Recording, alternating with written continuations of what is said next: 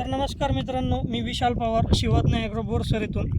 तर आपण आज बघू शकतो आपल्या शेतातली ही मक्का लाल पडलेली आहे. लाल कशामुळे पडते याच्याविषयी आपण आज 2 शब्द जाणून घेणार आहोत आणि त्याच्यावर पर्याय म्हणून काय काय वापरू शकतो हे पण आपण बघणार आहोत. तर त्यासाठी सर्वात पहिले आपल्याला समजून घ्यायचं आहे की हे कशामुळे होतं. तर हे आहे आपलं जे फेरस असतं, फेरसच्या कमतरतेमुळे किंवा जमिनीतली फेरसच्या कमतरतेमुळं ह्या असं लाल पडण्याचं प्रमाण वाढतं. तर यासाठी आपण इड्डा फॉर्ममध्ये फेरस घेऊन आलेलो आहे. सह्याद्री कंपनीचं प्रोलिक्स या नावाने. आपण कोणत्याही कंपनीचंही वापरू शकता, पण ते इड्डा फॉर्ममध्ये असलं पाहिजे. तर त्यासाठी आपण 20 लिटरच्या पंपासाठी आपण 40 ते 50 ग्राम इतकं हे फेरस वापरू शकतो.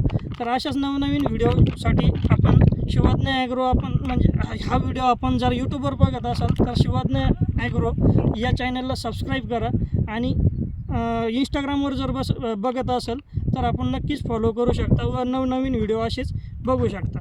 धन्यवाद.